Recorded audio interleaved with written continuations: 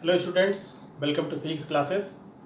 आज क्लास 12 के गास थ्योरम के अनुप्रयोग से संबंधित जो डेरिवेशंस हैं उन डेरिवेशंस को हम जो है करेंगे। तो उसमें सबसे पहला है अनंत लंबाई के एक समान आवेशित सीधे तार के निकट वैद्युत क्षेत्र की तीव्रता। यानी यह एक तार है, अगर यह तार जो है यह धन आवेशित है तो r दूरी पर इससे फाइंड करना है कि वैद्युत क्षेत्र की तीव्रता कितनी होगी। तो इसके लिए क्या करते हैं कि इससे r दूरी पर एक गासियन पृष्ठ खींचते हैं। यह गासियन पृष्ठ क्या होगा, तो इस तार के चारों तरफ खींचेंगे तो यह पृष्ठ कुछ जो है सिलेंडर के आकार का मिलेगा। ये जो है गासियन पृष्ठ इसका मिलेगा एक सिलेंडर के आकार का। अब इस सिलेंडर में आप अगर देखें तो यह जो है इसका टॉप, यह बॉटम और ये इसका कर्व सरफेस है। इसका जो है ये कर्व सरफेस। तो यहां से जो फ्लक्स पास आउट होगा, तो अगर यह तार धनात्मक है तो वैद्युत क्षेत्र की दिशा यहां पर, अगर इस पॉइंट पर अगर हम एक स्मॉल एलिमेंट ये ले लेते हैं, एक पार्ट अगर हम यहां पर एक ले लेते हैं, तो यहां से जो वैद्युत क्षेत्र की दिशा होगी उसकी दिशा किधर होगी, ई, बाहर की तरफ होगी। और यहां पर जो ये एरिया एलिमेंट लिया गया है ds, इसकी भी दिशा किधर होगी, इसी दिशा में होगी। इसी तरह से अगर हम इसके टॉप पर अगर एक सरफेस चूज करते हैं, ये सरफेस, तो यहां पर जो इलेक्ट्रिक फील्ड है इसकी दिशा होगी इधर,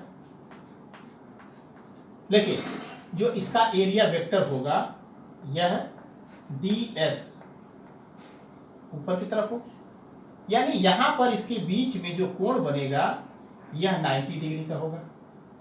इसी तरह से अगर हम इस सरफेस को चूज करते हैं तो क्षेत्र की दिशा ई इधर हो गई और इसका परपेंडिकुलर ये ds इधर हो गया। यानी यहां पर भी ये एंगल इसका हो गया 90 डिग्री और यहां पर थीटा का मान हो गया 0 डिग्री। तो इस तरह से आप ये देख रहे हैं कि इस सरफेस में, यानी जो सिलेंडर के आकार का सरफेस है, तो इसका टॉप और बॉटम यह प्लेन होंगे और यह इसका सरफेस जो है ये कर्व सरफेस होगा। तो कितना फ्लक्स पास आउट होगा, तो अगर हम इसको जो है 1 ले लें या टॉप बॉटम करके लिख लेते हैं, तो ऊपरी सिरे से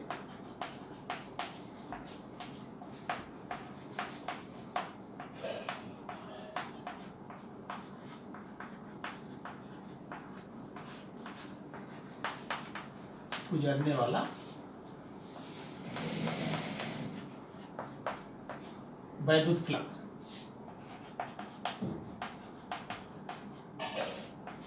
ये हमने ले लिया φ1। तो φ1 equals to integral E dot ds। कितना बनेगा, ई ds cos 90 डिग्री और cos 90 की वैल्यू होती है 0।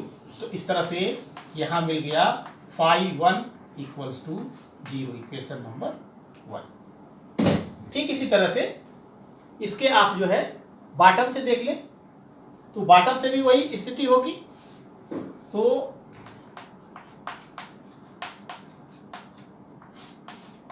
निचले सिरे से फ्लक्स इसी तरह से हो गया φ2 equals to E dot ds और ये phi2 इक्वल्स टू हो गया 0। ये हो गया इक्वेशन नंबर 2। अब बचा इसका कर्व सरफेस। तो कर्व सरफेस के लिए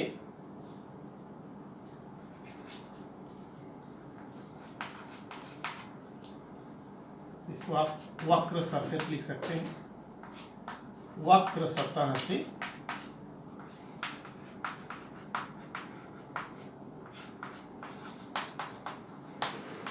गुजरने वाला वैद्युत फ्लक्स। अब यह फ्लक्स कितना हो गया, phi3 equals to E dot ds और ये आपका बन जाएगा ई ds cos 0, क्योंकि यहाँ पर थीटा की वैल्यू 0 है। cos 0 का मान होता है 1, तो ये वैल्यू हो गई ई da। और इस phi3 को आप लिख सकते हैं E और इंटू ये dA। अब यह जो है सिलिंड्रिकल शेप में है। जब सिलिंड्रिकल शेप में है तो इसकी जो एरिया है यह 2 पाई RH होती है। तो यहाँ पर अगर इसकी लंबाई जो है, इसकी लंबाई अगर L है तो ये बन गया E इंटू 2 पाई R और L। Equation number 3। अब इस सिलिंड्रिकल सरफेस से निकलने वाला टोटल जो फ्लक्स होगा वह कितना फ्लक्स होगा, तो पूरे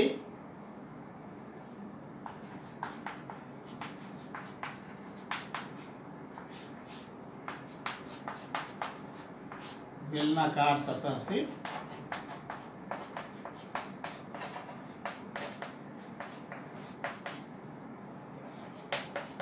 निकलने वाला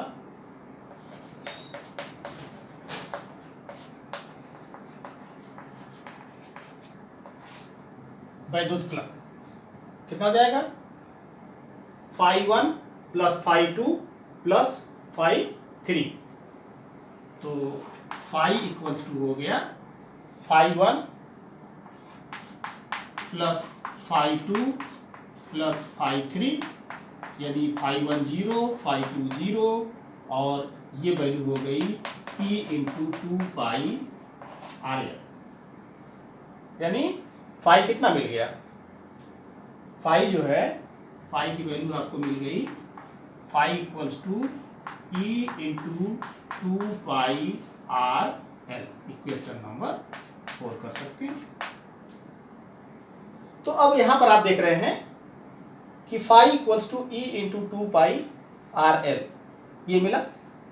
और गॉस थ्योरम से क्या होता है, गॉस थ्योरम से होता है कि अगर इस बॉडी के अंदर जो आवेश है यह आवेश Q है, तो इससे टोटल फ्लक्स जो पास आउट होगा, इससे जो गुजरने वाला कुल फ्लक्स है, वैद्युत फ्लक्स है, वह 1/ε टाइम्स चार्ज होता है, यानी Q/ε नॉट होगा। तो इसका मतलब हो गया कि इस वैल्यू को हम इक्वेट कर देंगे गॉस थ्योरम की जो वैल्यू होती है।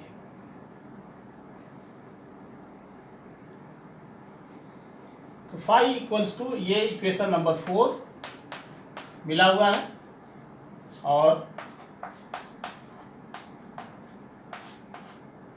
गाउस प्रमेय या गॉस के नियम से फाई इक्वल्स टू Q/ε ना, ये नंबर 5। तो इक्वेशन 4 और इक्वेशन 5 को इक्वेट कर दीजिए। तो समीकरण 4 एवं 5 से ये वैल्यू हो गई E into 2 pi RL equals to Q/ε तो ई की वैल्यू यहां से मिल जाएगी, E equals to Q upon epsilon naught और 2 पाई आर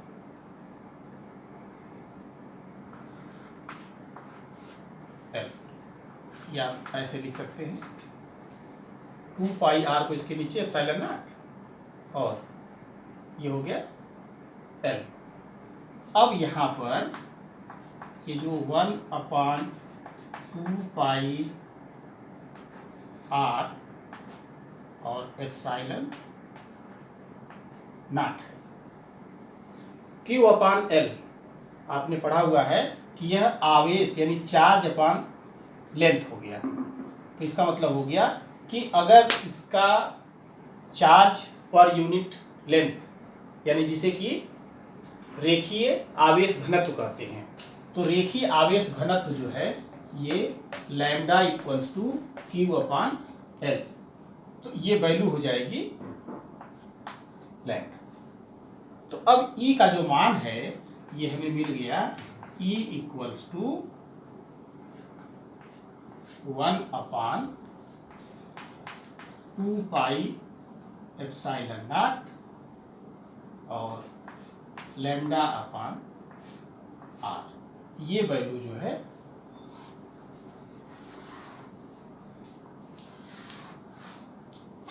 यह इक्वेशन मिल गया अनंत लंबाई के एक समान आवेशित सीधे तार के निकट वैद्युत क्षेत्र की तीव्रता के लिए।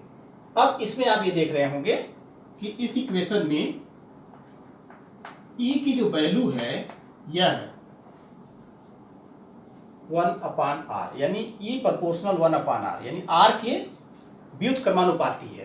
तो अगर इसमें ग्राफ प्लॉट किया जाए तो यह ग्राफ कैसा मिलेगा? अगर E और R के बीच में ग्राफ खींचा जाए, ये ग्राफ आपको कुछ ऐसा मिलेगा।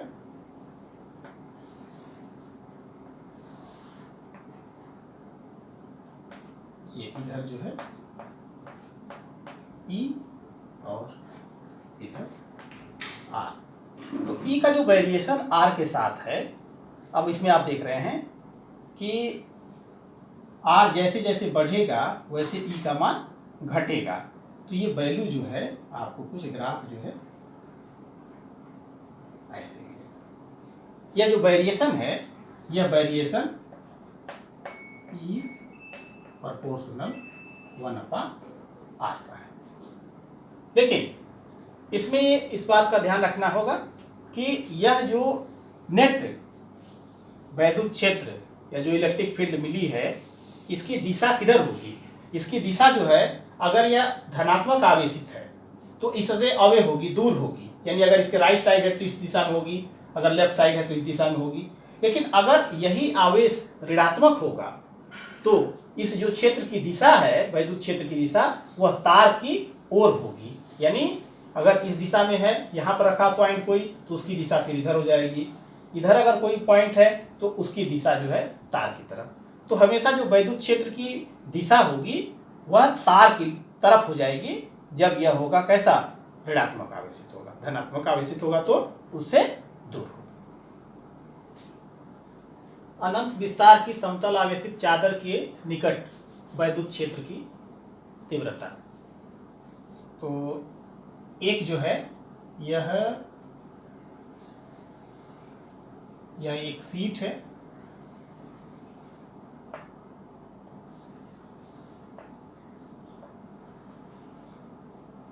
और इस पर जो आवेश है ये कुछ इस प्रकार से है।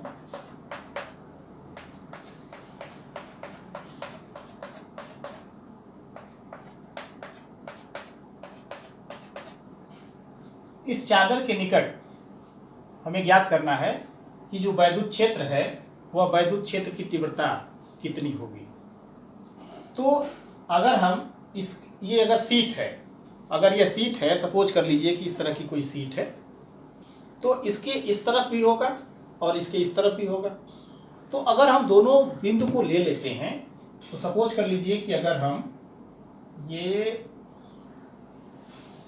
ये मान लिया कि ये पॉइंट जो है ये P है और ये पॉइंट जो है ये Q है।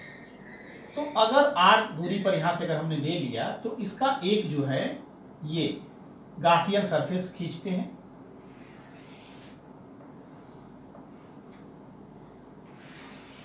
ये कुछ ऐसे होगा।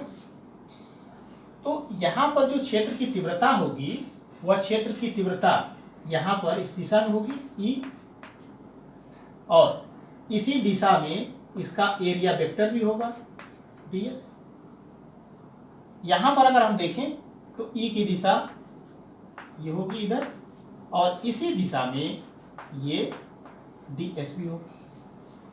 लेकिन इसका जो कर्व सरफेस होगा, इस कर्व सरफेस पर अगर हम देखें तो अगर हम ये मान लेते हैं, ये कर्व सरफेस पर अगर हम, तो यहां पर E का मान तो होगा इस दिशा में, लेकिन जो S का मान है यानी एरिया वेक्टर है यह ऊपर की तरफ होगा। यानी यहां पर जो एंगल बनेगा यह बनेगा 90 डिग्री। तो इस तरह से आप ये देख रहे हैं कि अगर इस शीट के ऊपर जो चार्ज है, अगर यह Q है तो इसके दोनों तरफ जो फ्लक्स पास आउट होगा P से कितना होगा और Q से कितना होगा, और इसे हम मान लेते हैं कि इसका कर्व सरफेस है R से कितना होगा। तो बिंदु P पर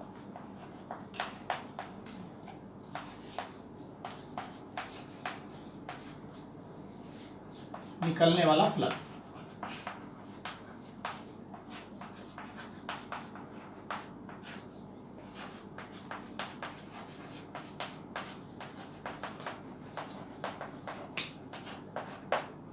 कितना हो जाएगा, φ1 equals to integral E dot ds। और E और ds के बीच में कोण कितना है, यहाँ पर E और ds दोनों जो है एक ही दिशा में है। जब एक ही दिशा में है तो थीटा का मान 0 होगा। तो इस तरह से ये वैल्यू हो गई E ds cos 0, that is E ds, और ds मतलब हो गया कि इसकी पूरी एरिया। तो इस तरह से φ1 equals to E into S, ये बन गया इक्वेशन नंबर 1। ठीक इसी तरह से Q पर होगा, तो Q पर भी जो है अगर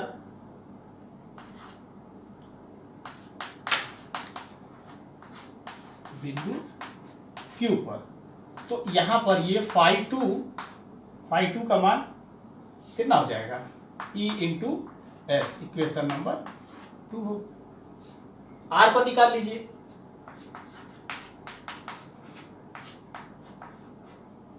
यानी इसके कर्व सरफेस से, इसके जो है वक्र सतह से, तो इसका मान हो गया φ3 equals to E dot ds, यानी E ds cos 90 डिग्री, और cos 90 0 होता है, इसका मान हो गया 0। ये हो गया इक्वेशन नंबर 3। अब इस सतह से दोनों तरफ, या कह सकते हैं चारों तरफ निकलने वाले जो फ्लक्स है वह वैद्युत फ्लक्स कितना हो गया टोटल। तो शीट या चादर से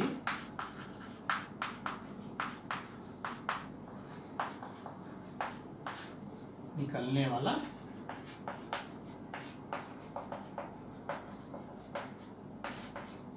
कुल flux φ equals to φ1 plus φ2 plus φ3। φ1 कितना है ES, φ2 ES, φ3 0। ये इस तरह से हो गया 2ES। और गास थ्योरम से क्या होगा, according to Gauss law φ equals to Q upon epsilon not. तो अब अगर हम इसे 4 और इसे 5 कर लें 4 और ये 5, तो 4 5 को इक्वेट कर दीजिए। तो 4 5 को इक्वेट करेंगे तो 2ES equals to Q upon epsilon naught, या E इक्वल्स टू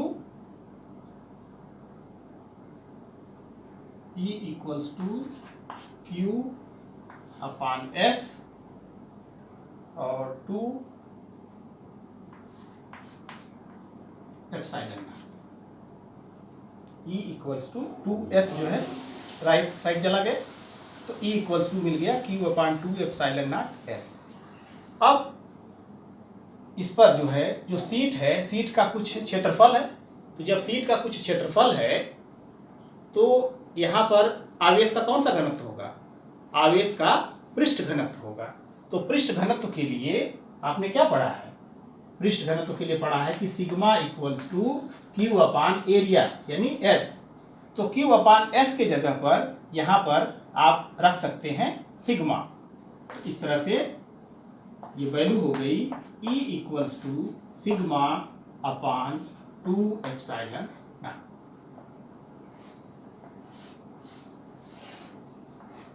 तो किसी अनंत विस्तार की समतल आवेशित चादर के निकट जो क्षेत्र की तीव्रता होगी यह सिग्मा अपान 2 एप्सिलॉन नॉट होगी। और इसकी दिशा किधर होगी? इसकी दिशा जो है चादर से परे होगी। इसकी जो दिशा है वह चादर से परे। चादर से परे कब होगी? जब धनावेशित कण होगा, और जब इस पर ऋण आवेशित कण होगा तो यह दिशा जो है इसके विपरीत हो जाएगी। अब इसमें आप ये देख रहे होंगे कि इसमें R नहीं आया कहीं पर। इसका मतलब कि उसके निकट जो है E का मान हर जगह नियत होता है। तो इस तरह से ये हो गया अनंत विस्तार की समतल आवेशित चादर के निकट वैद्युत क्षेत्र की तीव्रता। आवेश की दो समानांतर आवेशित चालकों के बीच या उससे किसी एक ओर या किसी उसके दूसरी ओर वैद्युत क्षेत्र की तीव्रता कितनी होगी, ये आप फाइंड करेंगे। तो दो समानांतर आवेशित अनंत विस्तार के चादरों के कारण वैद्युत क्षेत्र की तीव्रता। एक चादर ये है जिसका पृष्ठ घनत्व सिग्मा 1 है, दूसरे का पृष्ठ घनत्व सिग्मा 2 है। अब यहाँ पर हम ये मान लेते हैं कि sigma 1 is greater than sigma 2, यानी इसका पृष्ठ घनत्व जो है दूसरे वाले चादर के पृष्ठ घनत्व से अधिक है। अब स्थिति जो है वो क्या हो सकती है? एक तो स्थिति होगी कि इसके दाहिनी तरफ, यानी यह पॉइंट जो है ये बनेगा, मान लेते हैं P, दोनों के बीच में ये बनेगा Q, और इसके लेफ्ट साइड बनेगा ये R। ये 3 पॉइंट बनेंगे। अब इन तीनों पॉइंट पर जो क्षेत्र की तीव्रता होगी वह कितनी कितनी होगी? तो सबसे पहले हम P पर देखते हैं। इस चादर 1 के कारण जो क्षेत्र की तीव्रता होगी वह किधर होगी? अवे होगी। तो इसकी दिशा हो जाएगी यह E1, इसकी दिशा हो गई E1 बाहर की ओर। दूसरा भी धनावेशित कण है, माने धनावेशित है सीट, तो इसके कारण भी इसकी जो दिशा होगी वह भी E2 की जो दिशा है वह भी दाहिनी तरफ होगी। तो इसका मतलब हो गया कि बिंदु P पर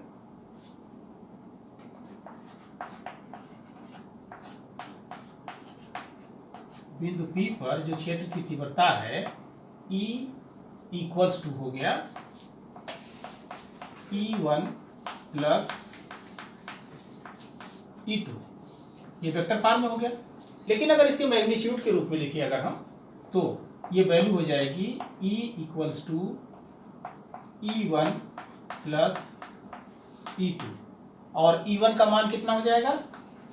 sigma 1 upon 2 epsilon not plus sigma 2 upon 2 epsilon not, यानी E की वैल्यू हमें मिल गई E इक्वल्स टू 1 अपान, या आप लिख सकते हैं sigma 1 plus sigma 2 upon 2 epsilon not. वैद्युत क्षेत्र सदिश राशि है, इसलिए इसकी दिशा भी आप दिखाएंगे। तो चादर 2, यानी अगर आप इसको चादर 1 और इसको चादर 2 लेते हैं तो चादर 2 से अवे, इसका मतलब होगा जब यह चादर 2 से परे, उससे बाहर की ओर होगी। तो ये हो गया बिंदु P पर। इसी तरह से Q पर देखिए, तो इस Q के लिए जो पहली सीट है, इस पहली सीट के लिए E1 इधर होगा, और दूसरी सीट के लिए जो ये सिग्मा 2 की पृष्ठ घनत्व वाली सीट है, इसके लिए इसकी दिशा हो जाएगी इधर। तो अब Q पर जो है ये P मिल गया। इसी तरह से जो Q पर मिलेगा, यह दोनों का डिफरेंस मिलेगा, दोनों का डिफरेंस मिलेगा। तो हम यहां मान चुके हैं कि sigma 1 is greater than sigma 2, इसका मतलब होगा कि E1 जो है बड़ा होगा। तो E1 माइनस E2, और ये वैल्यू यहां से पुट करेंगे तो sigma 1 minus sigma 2 upon 2 epsilon not. अब इसकी दिशा किधर होगी? तो जब आपने ये मान लिया कि E1 is greater than E2 है, E1 is greater than E2 है, तो जो दिशा होगी वह E1 की दिशा होगी। तो E1 की दिशा किधर होगी? चादर 1 से चादर 2 की तरफ, यानी आप इसको लिख सकते हैं चादर 1 से चादर 2 की तरफ। अब इसी तरह से बिंदु C पर अगर ये R पे अगर निकालते हैं तो इस प्लस के लिए अवे होगी, ये इसकी दिशा हो गई E1।